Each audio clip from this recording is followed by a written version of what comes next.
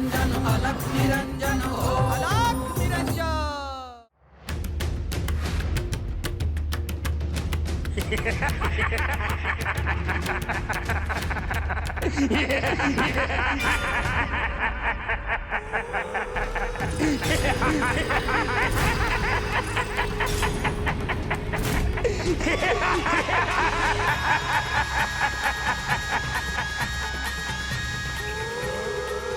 अच्छेंद्रनाथ, मला ओळखलंस काय?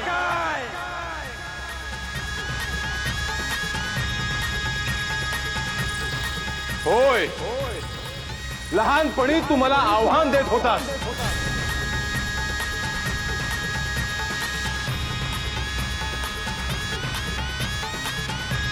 अर्थात वेगवेगळ्या रूपात अनेक वेळा तू माझ्या समोर आलास आणि पराभूतही झालास.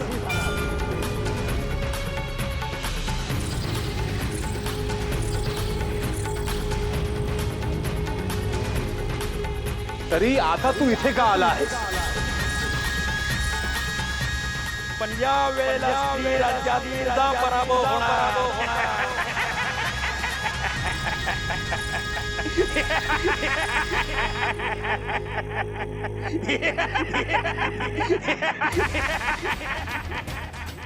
कोण आहे हा दैत्य?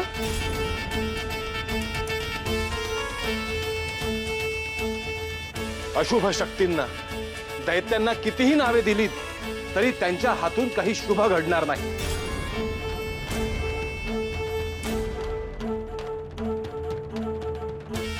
काही कल्याणकारी घडणार नाही. घडले तर ते विनाशकारीच घडेल.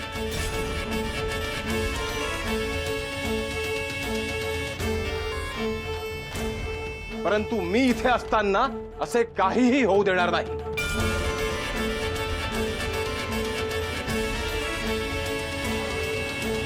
हे गुरुवर, आपण आहात म्हणून आम्हाला खूप मोठा आधार आहे.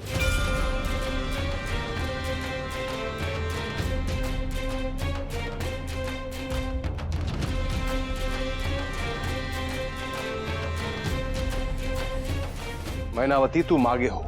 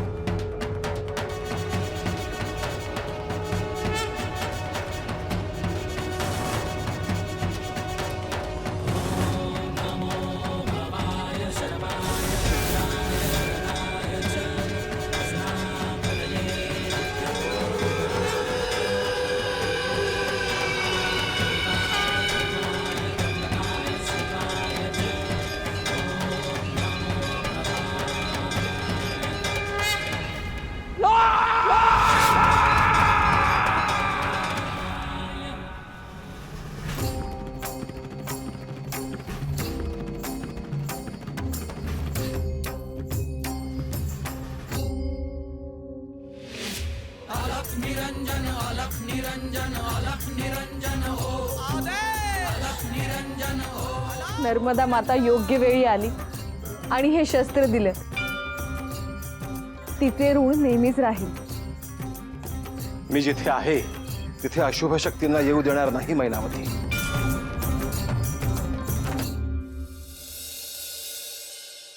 दत्त दत्त जय जय दत्त दत्त दत्त दत्त जय जय दत्त दत्त दत्त दत्त जय जय दत्त दत्त। ब्रह्मा, विष्णू, महेश हे तिन्ही तत्व एकत्र धारण करणाऱ्या हे श्री दत्तात्रय प्रभूंना माझा नमस्कार आहे.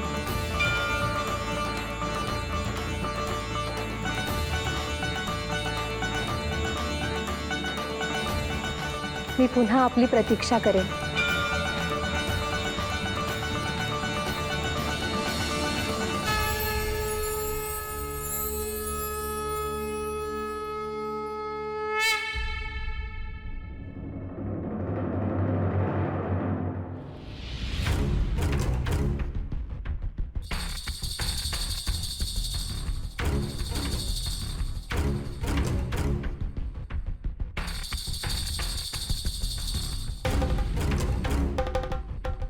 काकी,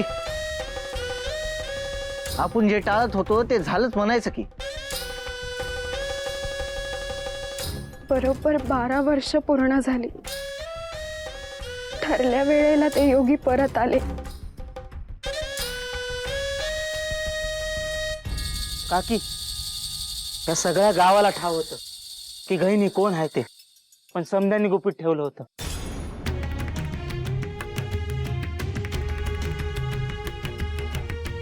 गहिनी वनात कवा बी येईल. आजची रात्र बी त्याला काही सांगायचं नाही.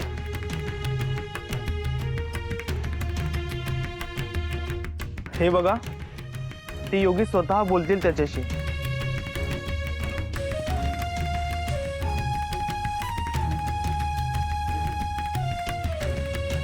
याचा अर्थ माझा गहिनी निघून जाणार.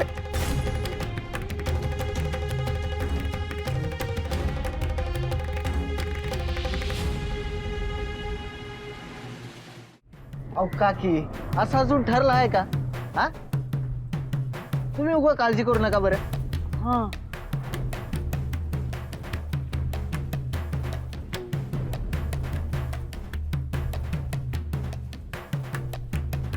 हे बघा गहिनी आला.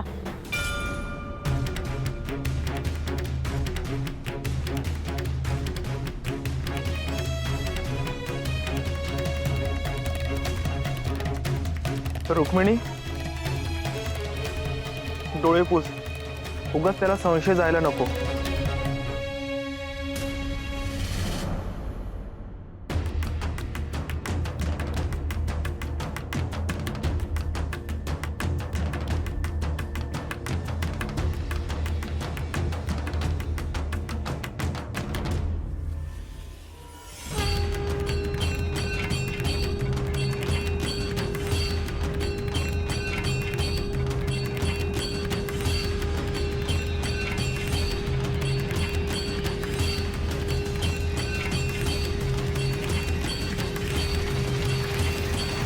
काय झालं? सगळे असे का बसले आहात?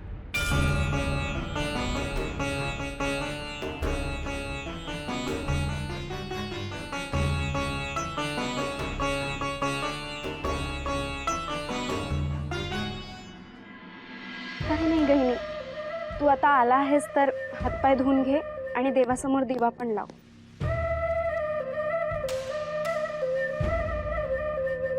आणि जेवण पण कर. मी पानं वाढायला घेते.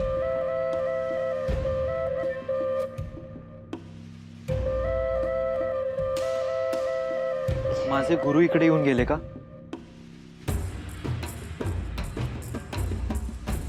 हो, ते येऊन गेलेत.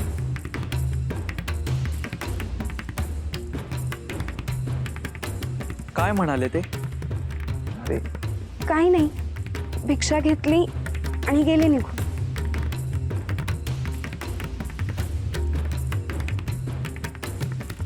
बरं.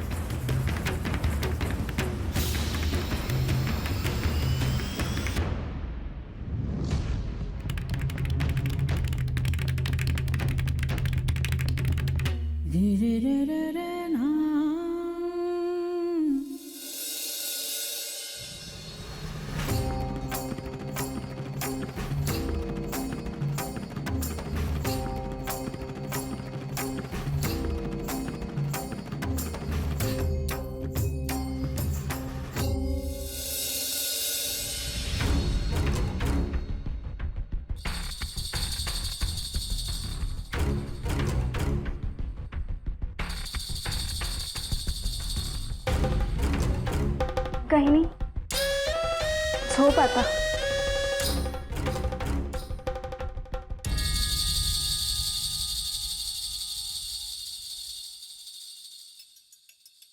माझ्या गुरूंना भेटून कसे वाटले तुम्हाला? तू आनंदी आहेस ना? मग झालं तर. असं का म्हणतेस?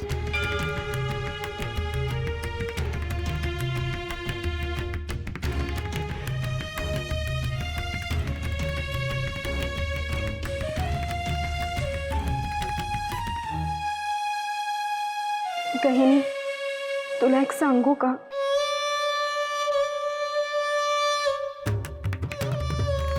तुझ्याशिवाय अवघड होईल रे जगणं.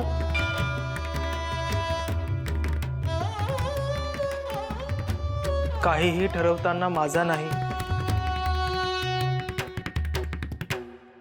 पण आईचा तरी विचार कर.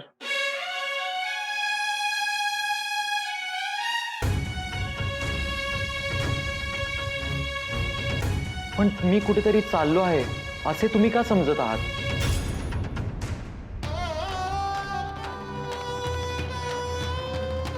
आज नाही, पण उद्या ठरवशील.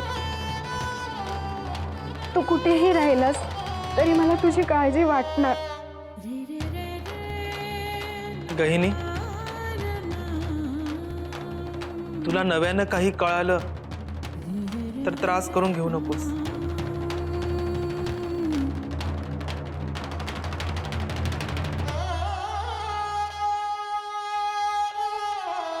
असे काही कळणार आहे का? काही नाही, तू झोप शांत. बघू.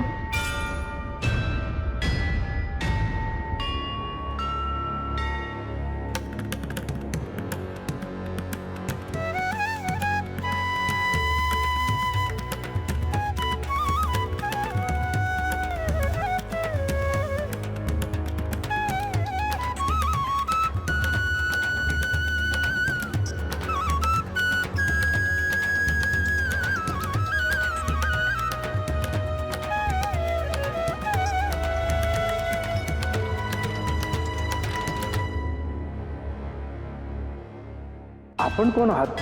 माझे नाव गैनी. आपण असे हात जोडू नयेत. आपण दिव्य विभूती.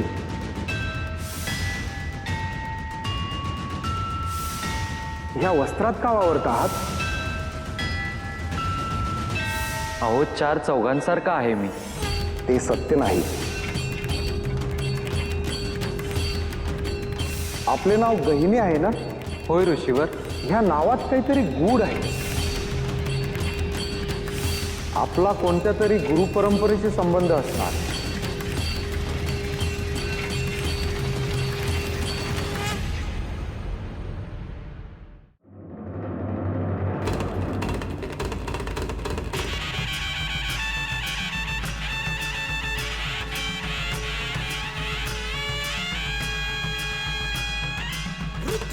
शिवशंभू भूपती महादेव तू दिव्य जती शरण तुला जो जाणील भक्ती कर विनाशासुरी शक्ती.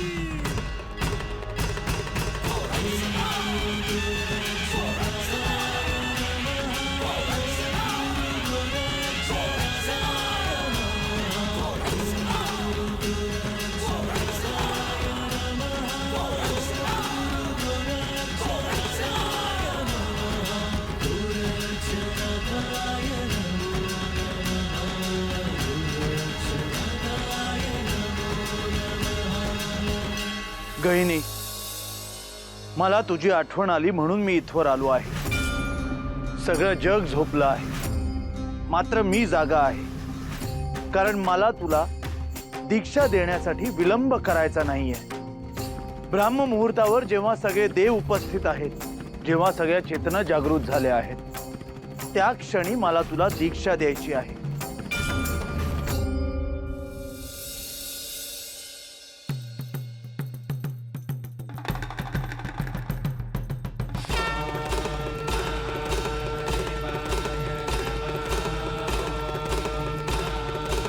ब्राह्म मुहूर्त झाला आहे. मानस सरोवरावर सगळे देव ऋषी मुनी येत आहेत. आपणही जायचं ना? देवी, माझं ध्यान गोरक्षवर होतं. गोरक्ष गहिनीला दीक्षा देतो आहे. अद्भुत प्रसंग आहे. गोरक्ष आजवर शिष्य होता, मात्र आज तो गुरुपद भूषवतो आहे. मला त्याचा सार्थ अभिमान आहे. त्याचा अर्थ गहिनीचे दायित्व त्याने स्वीकारलेच.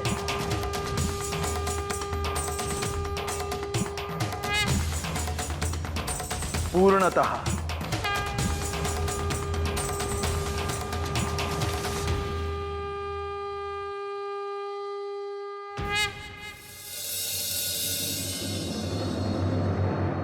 गहिनी गहिनी गहिनी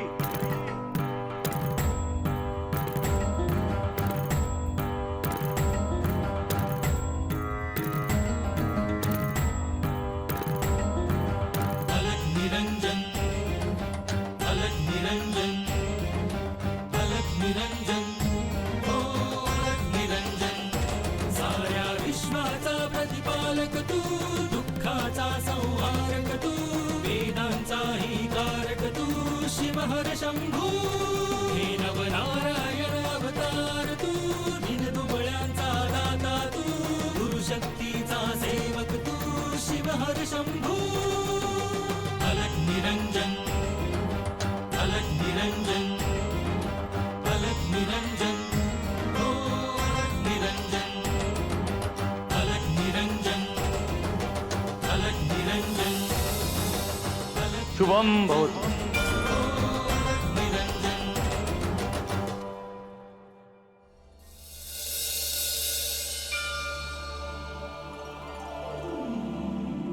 गुरुदेव आपण होय, तुझ्या सगळ्या प्रश्नांची उत्तरं तुला मिळणार आहेत. मी गोरक्षनाथ आज या ब्राह्म मुहूर्तावर तुला दीक्षा देणार आहे.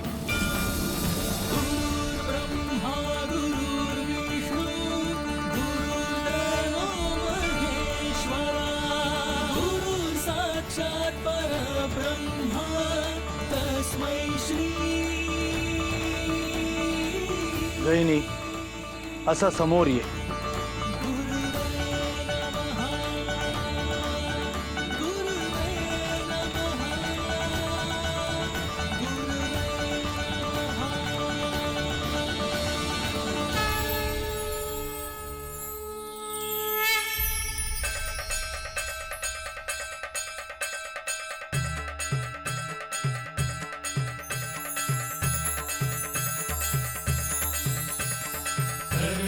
पुतळा करण्या झाले एकाग्रचित्त गोरखरा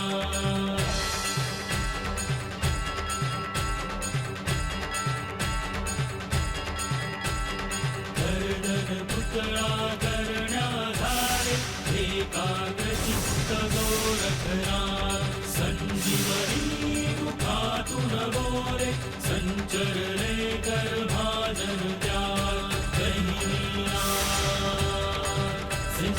नाथ परंपरेमध्ये तिसऱ्या नाथाचा जन्म झाला आहे.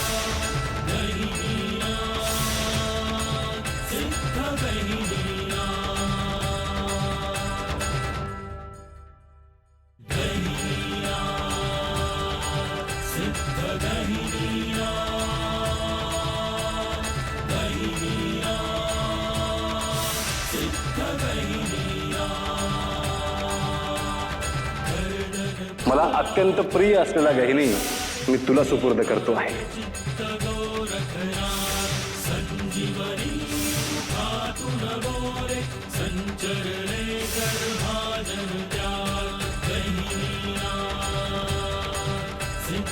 माते 12 वर्षानंतर मी पुन्हा येईन. तुम्हाला आणि गहिनीला मी भेटेन. नाथ परंपरेतील दीक्षा त्या प्रसंगी होईल.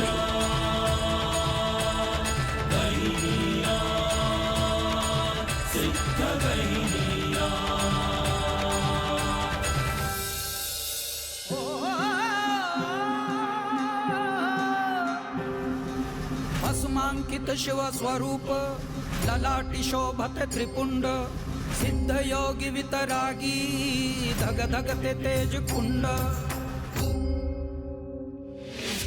अलख निरंजन अलख निरंजन अलख निरंजन हो मला सगळे काही समजले आहे.